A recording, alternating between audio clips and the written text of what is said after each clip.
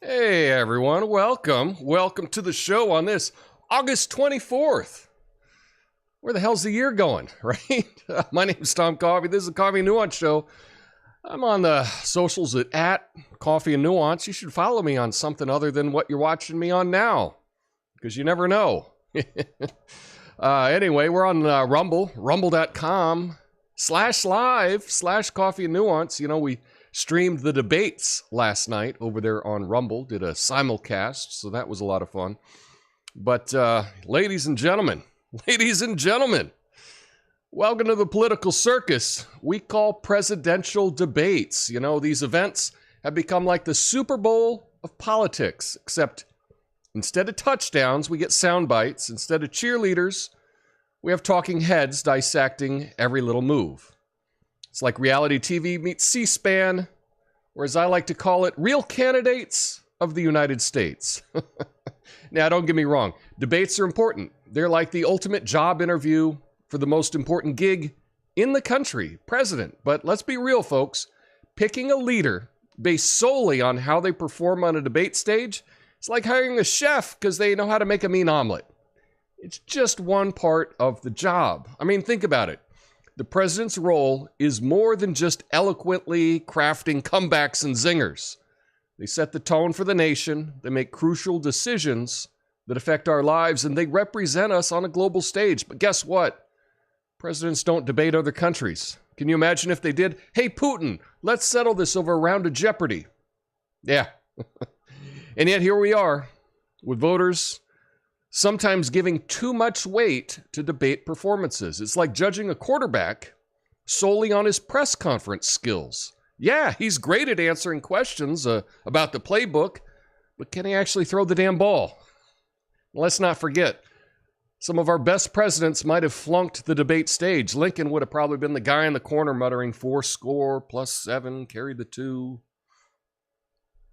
Ugh. Look. We've got to remember that debates are like political theater. Candidates know they're being watched. They're putting on a show. And sometimes they're as authentic as Holden Caulfield, or for those of you that didn't have to read chapter books in high school, Pinocchio. Okay?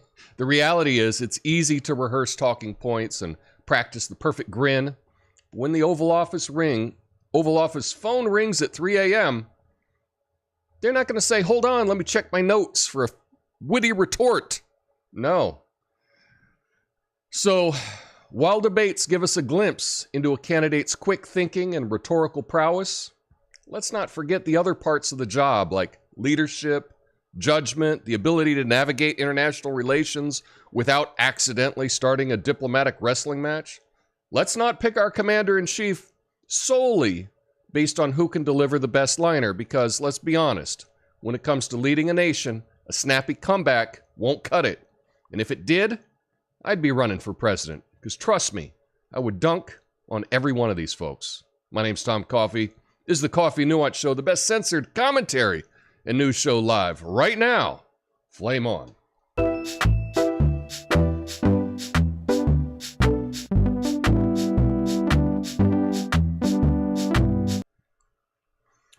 So yeah, you watched the debates last night. I did a watch-along over there on Rumble. Had a number of people checking it out with me. I had a lot of fun. I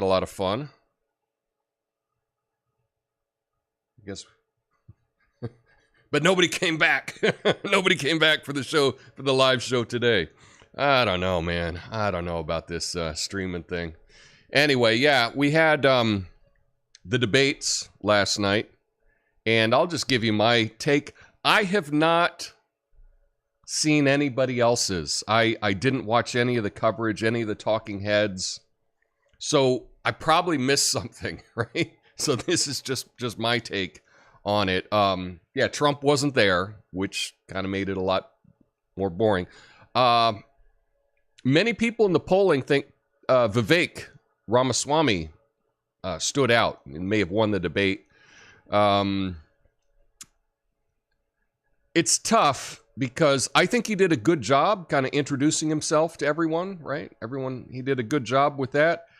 He came across a bit of like that kid in school that, like the straight A student in school that was kind of smarmy.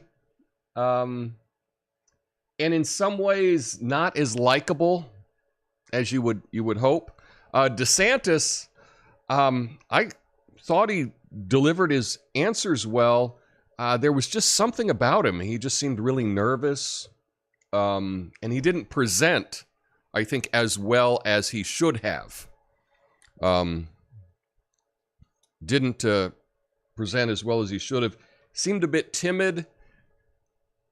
He was just doing rehearsed lines, which is fine. I don't have a problem with people doing rehearsed lines. But yeah, he just looked scared. He just didn't present as well as he should. He should really be taking some acting classes, really working on that to just be better at this. Chris Christie was actually surprising to me. Chris Christie, he, as long as he wasn't talking about Trump, I think he sounded pretty good. But anytime Trump was brought up, he just seemed like he lost his mind.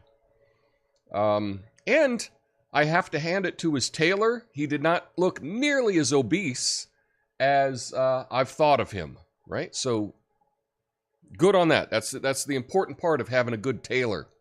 Having a nice tailored suit. He didn't look nearly as fat as he normally does. So that was kind of good. Let me just get this live here. Just making sure we're live on all the platforms.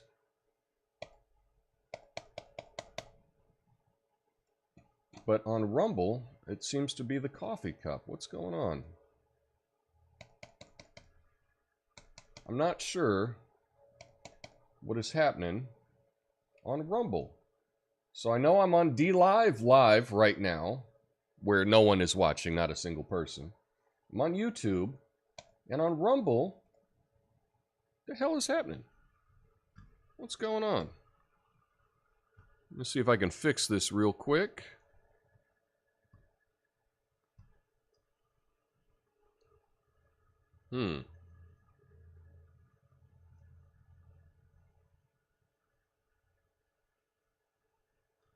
For whatever reason, let's see. Let's see if we can. Rumble is just spinning, and it's not connecting. So I'm not sure what is happening there. I'm just going to type a real quick message.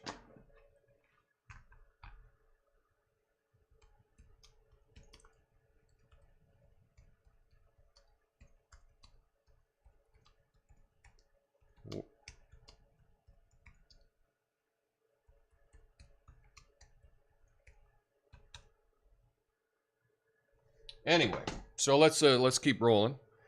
What are my other thoughts? Yeah, Chris Christie, he looked pretty good. Nikki Haley, I think she was really just it's like she was doing this for the general. She wasn't necessarily tailoring her answers to Republicans. Might be going a little, thinking beyond the sale. Could be good strategy. But it was nice to see her because I'd totally forgotten about her. She just hasn't been getting a lot of press coverage. So good on that. Tim Scott, I mentioned this several times last night. He was wearing some eye makeup, like mascara or eyeliner. I don't know. I don't wear makeup, so I don't know. It really threw me off. Like it just he looked didn't look good.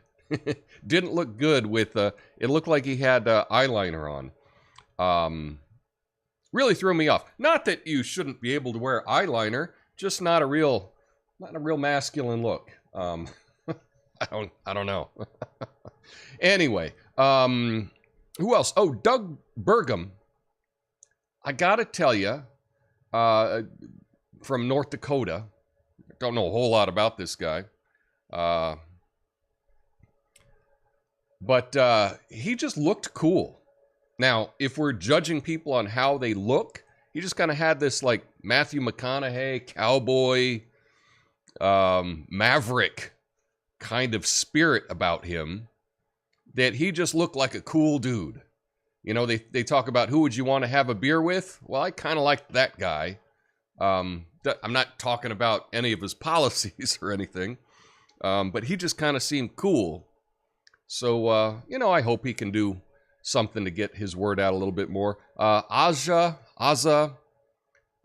Snooze, shouldn't even be on stage. He was totally forgettable. Is there anybody else? Oh, yeah, I think just DeSantis needs some acting coaches. And Vivek, I think he did as well as he could. He did come across unlikable, I think, for many people. So those are just my initial takes. I'll go through your comments in the after show today and see what you thought about the debates. But probably would have been totally different if Trump were there. So maybe it's a good thing we had a debate without Trump, because then we can see what these other candidates are about. But again, I don't really care if someone's good at a debate. I want someone to be a good president. And this is just like one part of it. One part of what's the important part, you know? You know, frankly, if it was who was good at debates, right, like Tulsi Gabbard would have been president. Because the first two Democratic debates last time, she totally knocked out people out of the race. She was very impressive.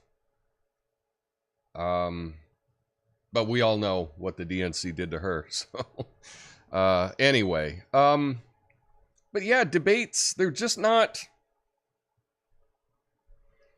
I don't care if someone's good at a debate, right? I want someone that's smart, and I want someone that takes action, and I want someone that can represent the country. And that probably someone that's not a lot of establishment stooge, right? For me, that's the big things. So anyway, that's my initial take. Debates, they are what they are. I look forward to the next one. I had a really good experience doing a live stream watch along for the debate, so I'm probably going to do that for the next debate, and hopefully I'll be able to do to bring in some more so that I can interact more during the debate. So that was a lot of fun. But anyway, we got a number of stories to get to today. So first up, let's talk about what the hell is Biden doing while these debates are happening.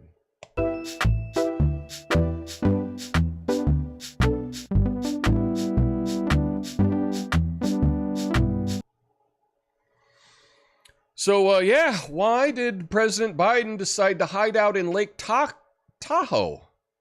Did I spell that right? I did, okay. Hide out in Lake Tahoe for a week? Well, he heard the scenery was so beautiful that even his approval rating would go up just by being near it. That's what they told him, at least. So Biden's been staying on the Nevada side of the lake with his family, except for a quick trip over to this Catholic church. Biden clan has stayed around Steyer's shoreside home. The gated community includes a private 9-hole mountain golf course with a pro shop, clubhouse, seasonal restaurant, along with unfettered access to the water. Well, good for him. Good for Biden to be hiding out in Lake Tahoe for a week while, you know, they're trying to piece together the 1,000 dead bodies in Maui. I mean, way to show leadership, Dick. I don't know. It's like every day I hate this guy more than the day before. You know, I get asked, like, why don't you ever say anything positive about Biden? And it's like, I would if I could. If there were anything positive about this a-hole, I would try to do a story on it. But here he is. We had the biggest fire, over 1,000 people dead, and he's hanging out at Lake Tahoe for the week? Really? Really? This convinces me even more so than, I called it at the beginning of summer. I said this guy's not really running. And I just think he's a placeholder. They're going to replace him. I don't know when they're going to replace him. It's going to be Gavin Newsom is going to be the Democratic nominee. He will eventually be replaced, but this guy's not running for president. If you were running for president and you got 1,000 dead Americans and you're going to go to a lake house for a week, get out of here. It's not possible. If you were to ask me, what's the worst thing you could do for a national disaster, Tom? What's the worst thing you could do? If you really want to look bad for the entire country, what would you do? I would say, well, I don't know. I'd probably go to a private lake house for a week. That's what I would do. Yeah. So, yeah. Anyway, that's all I can say about him. But next up, we got to talk about Fulton County.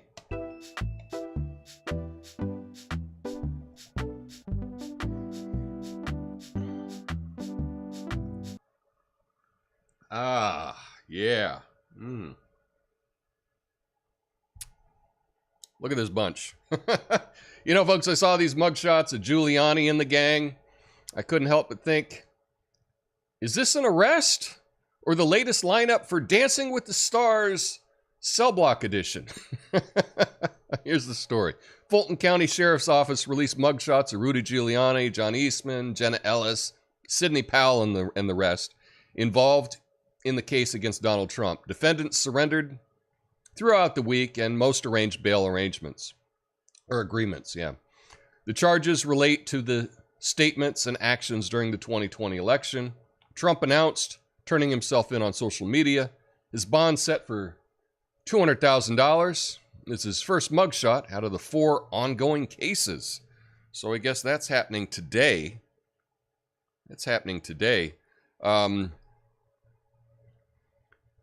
Do you think any of this would be happening if he weren't the front runner for the Republican Party? Seriously, do you think any of this would be happening?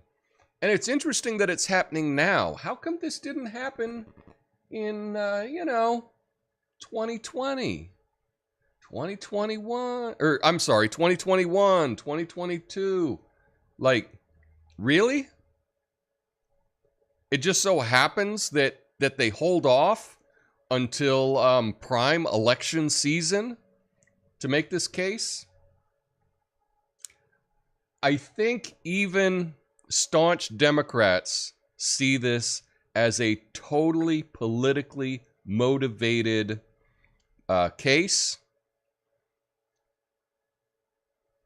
Trump's poll numbers are not going down. In fact, they're going up. This is helping Trump. And so I don't know who is making these decisions, probably the same people that did the Pied Piper strategy for the Hillary Clinton campaign that got Trump elected in the first place. It seems like the same playbook. And it's like they won't learn. You have to learn from your mistakes. But they're not. I honestly, this is a really,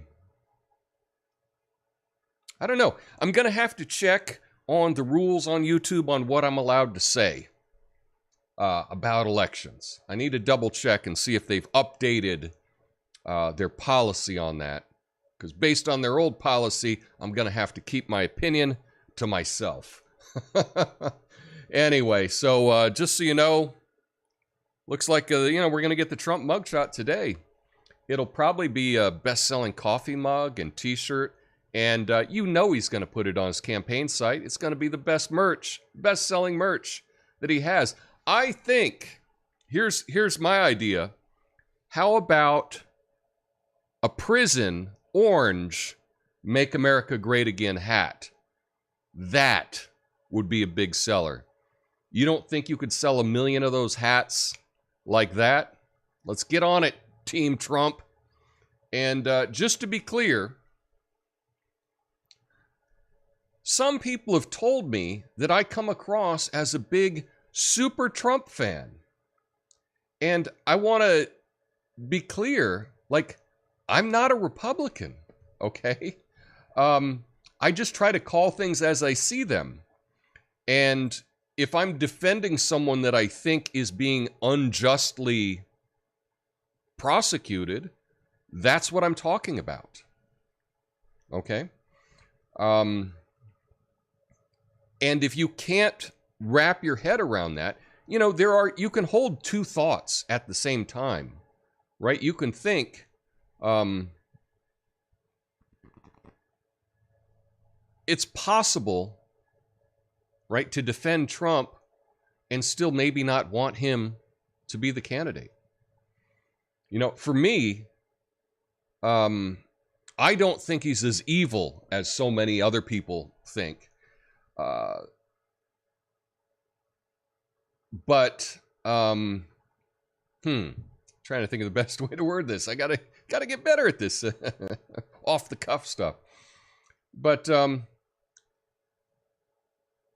it would be nice if we had Trump without the Trump baggage. Let's just put it that way. That's what I would like. The tough thing is, living here in Portland, Oregon, literally, like, people cannot function around Trump.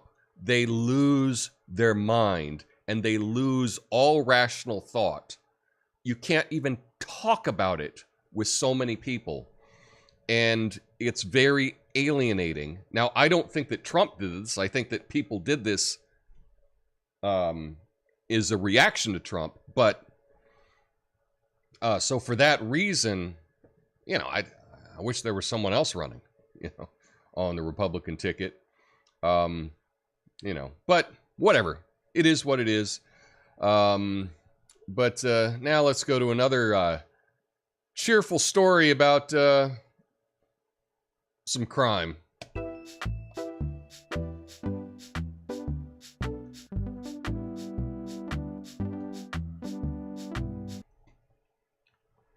Oh dear.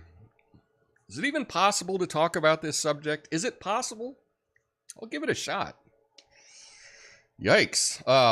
You know, folks, I've been hearing about these flash robberies in Southern California. It's like a shopping spree with a criminal twist. Thieves storm into the stores, grabbing designer handbags, high-end goodies faster than Biden can grab your wife. Or an ice cream. Or whatever. Anyway, here's the story. A Nordstrom Rack in Riverside, Southern California was hit by a group of thieves who stole designer handbags. This was part of a trend of flash robberies, where thieves overwhelmed stores, making off with high-value items. Similar incidents occurred in Macy's and luxury brand stores, with stolen goods often exceeding $100,000. The use of a zero cash bail policy has been criticized for encouraging such crimes. LA Mayor Karen Bass highlighted the impact on safety and business, prompting law enforcement to establish a task force to combat these flash robberies. Oh, that's good. Let's just have a task force. Let's all get together and talk about what we should do. I don't know.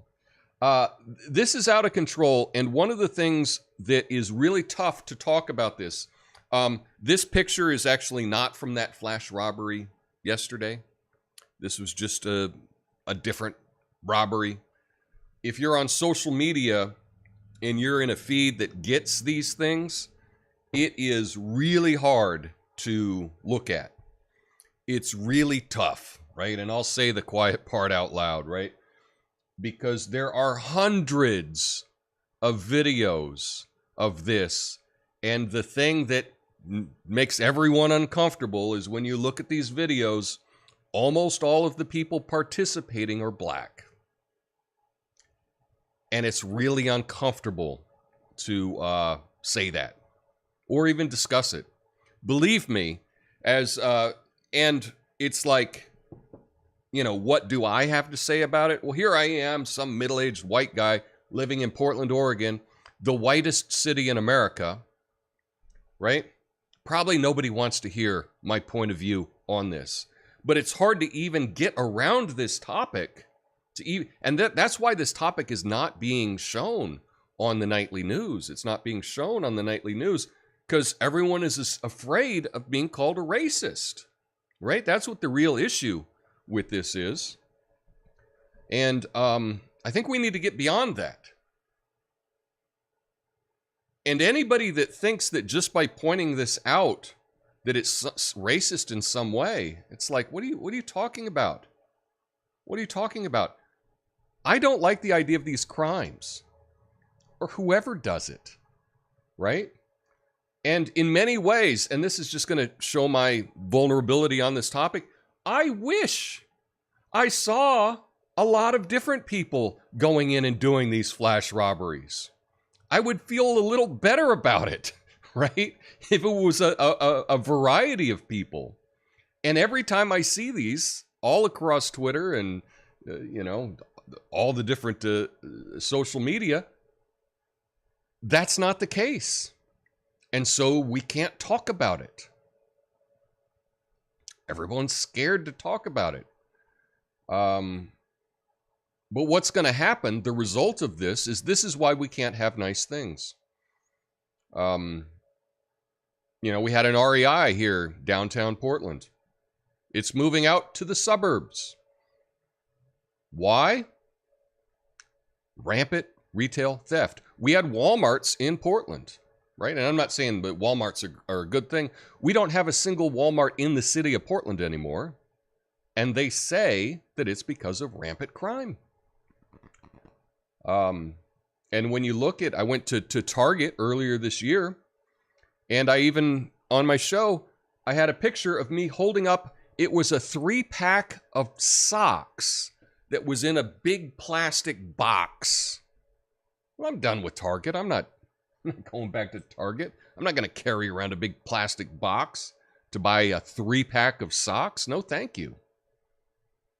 And the term that I would like to be a thing, right? It should be like hashtag FlashRob. We need to name this, right? It's a flash robbery. I think it should be like, hashtag FlashRob or something. We need to come up with a name. We need to be able to talk about it. And we need to be able to talk about things no matter what race the people committing this are. But the end result of this is going to be cities, people leaving the cities. This kind of behavior is going to get people to just abandon the cities. And then what's going to happen to those cities, right? It's just going to get worse. So really sad thing. And it's like people don't want to speak out against it because they're scared of being called a racist. So I'm against all crime. And, growing up, my parents had a retail store. And we had some robberies there where they would come and do a smash and grab. Right? One time, I think they drove a truck just right through the front of the store, loaded it up with merchandise in the middle of the night and took off. I still resent the people that did that. I saw what it did, to my parents. And it's horrible. Horrible. What is going to happen someday? This is my prediction. If they don't do something about this, someone's going to go off the deep end. Someone's just going to, shoot the people that are robbing these stores. And I don't think anyone should be shot for stealing a luxury handbag, right? That's not the thing. I'm against violence. But if the cops don't do it, someone else will. And we don't want someone else to be enforcing our laws. We don't want vigilantes. That's not the world that we want to live in. I don't think anyone wants to live in that world. But that's what's going to happen if the cops can't do it. So that's just... And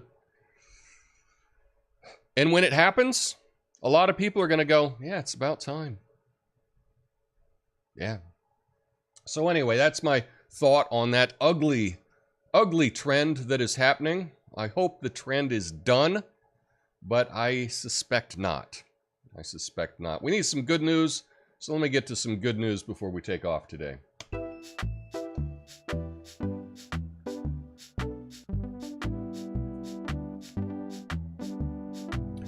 Oh, folks, they say that corals are adapting to warming oceans faster than we thought. I mean, these little guys, they're like climate change superheroes we didn't know we needed.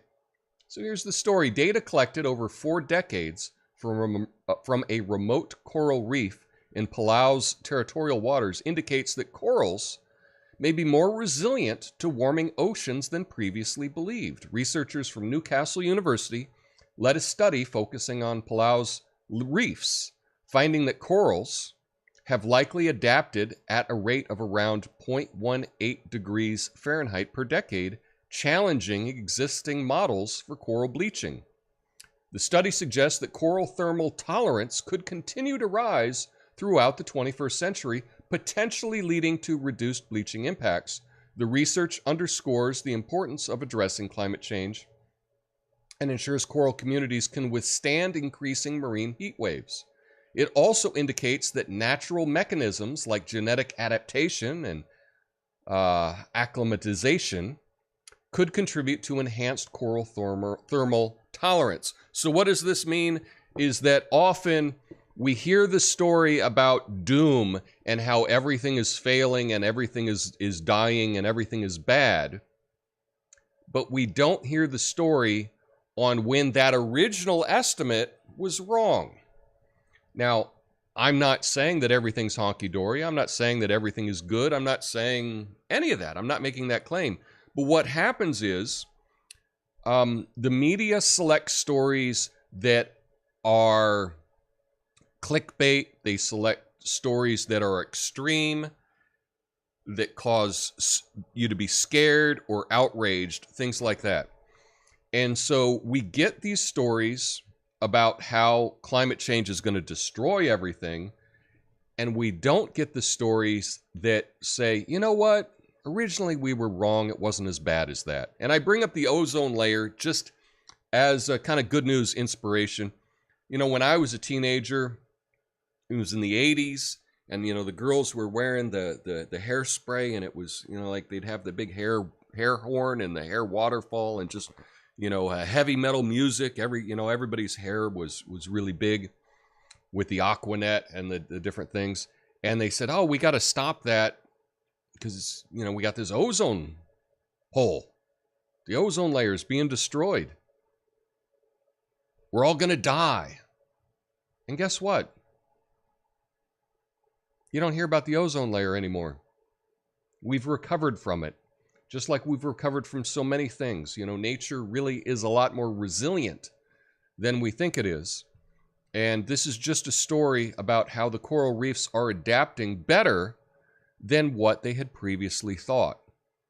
So we get news that is kind of exaggerated, hyperbolic, but we never get the follow-up story. It's like the same thing in any story, right? You get the original headline, doom and gloom, or you get the headline about something, and then a couple weeks later they do the follow-up story or the retraction, and that's not front page news. That's always page 17, right? And so, yeah, this story, not super important in everything.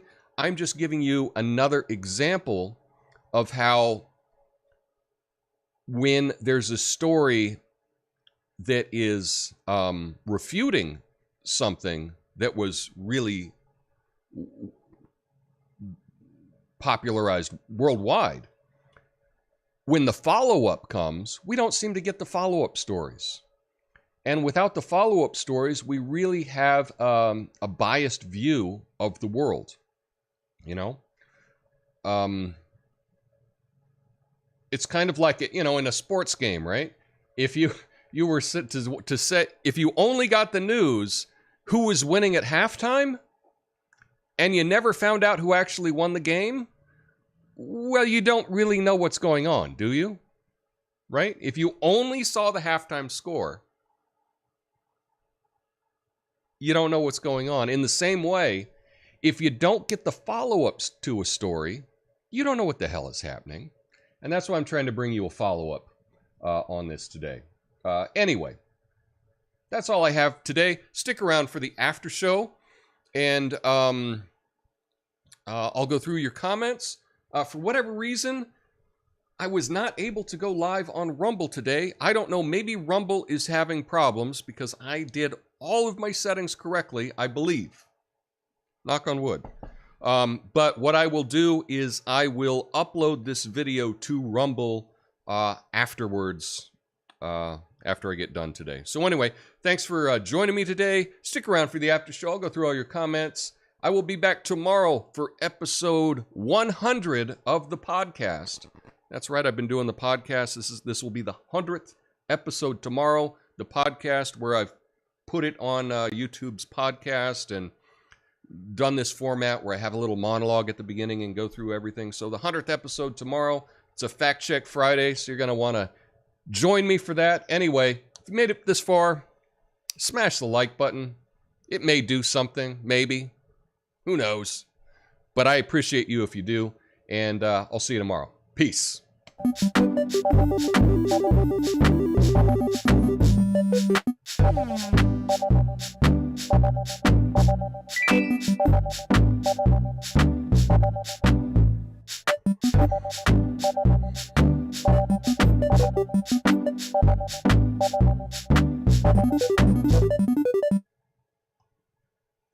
What's up, everybody? Oh, man. Not sure what's going on with Rumble. I'm looking at it here, and it's just still spinning around like it hasn't connected. So, very odd. Very odd. I'll try to figure that out. But anyway, thanks for joining me over on the YouTube. Looks like Lucid Moments has a lot of comments there. It's okay. American flag, got that. Coffee, nice. Great commentary last night. Well, thank you, Lucid Moments. I tried to do that. I watched both last night. I practiced talking point answers on Fox, softball interview on X. I have not watched the Trump interview. I was going to watch it. And I tell you what, like just doing the watch along with the debate last night. I mean, it's not hard. I was just sitting here, you know, having a drink and chatting during the commercials and whatnot. But I just kind of felt exhausted afterwards. So I didn't even watch the Trump interview. I'll probably have that on today while I have lunch. Rumble worked good last night. It did. It did. They're putting on a show exactly. Lucid Moment says, I said yesterday, Vivek is like the smart kid in school nobody liked. That's kind of the impression that I had. It was funny when DeSantis was kind of changing his answer a little bit.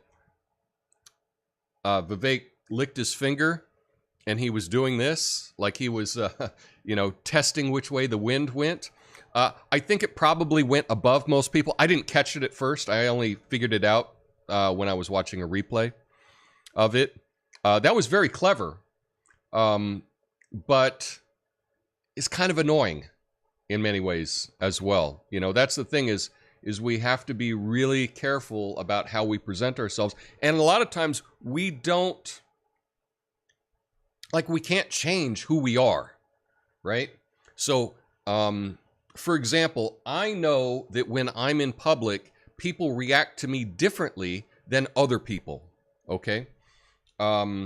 Because I'm a bigger guy, I have a deep voice, and so people react to me differently than if I were like a little skinny Indian guy, right? It's like anytime I go to a bar or a concert or a club or whatever, I get the nod from the security guy. That's just standard.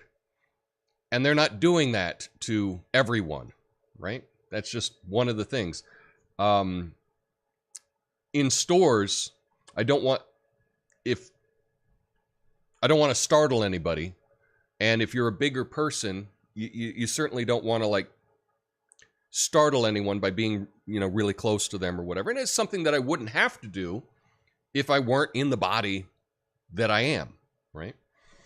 And in the same way, I'm sure that you have a different experience walking around life as well. So we need to be aware of how we come across, and we need to take that and use it for our benefit. So on stage, if you look like a little nerdy Indian guy, what can you do to look a little bit less like that and look more presidential, right? And I think swinging your finger around kind of turns a lot of people off. At least that's my take on it. Says Nikki was outgunned last night. Ozza was invisible. Yeah, I totally forgot him. What's up, Erie Fairy? You were able to get my name in with a purple or with a orange background on the text. That was cool. I don't even know how to do that. Irrational thinking and obsession are a sign of instability. You seem to be surrounded by it there in Portland. Yeah.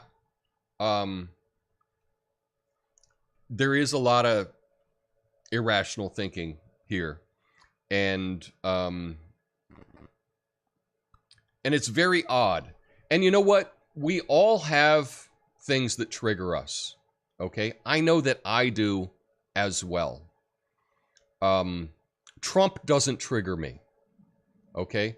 And I will say that in the past, what I'm working on is when someone says racism, it would trigger me. If someone accused me of racism or something like that, like I would get emotional about that. I'm trying to not do that. I'm trying to be more rational, like around that topic. But I would just kind of fly off the handle if anyone said that.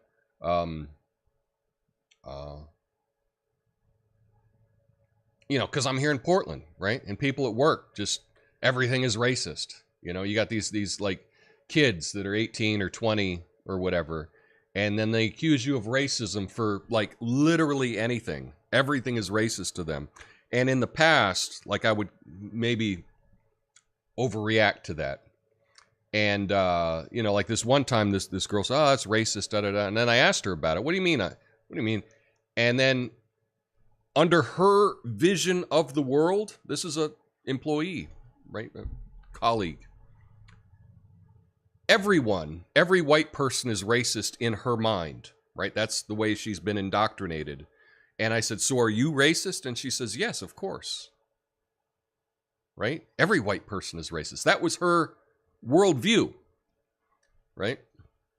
And to me, that is the dumbest thing I've ever heard, right? But anyway, yeah. Lucid asks, at what point is it okay to protect your valuables, Tom? Well, protecting something in a store, like if it was my store, it would be different, right? If I'm an employee or a customer, I'm going to say you don't shoot people that are running out with luxury handbags. However, if you do, I understand. And you probably wouldn't want me on that jury because I'd be like, yeah, I get it. Of course, I don't think I could be on any jury. I've gone for jury duty so many times in my life, and they kind of go through my resume or whatever, and they're like, nope, not this guy.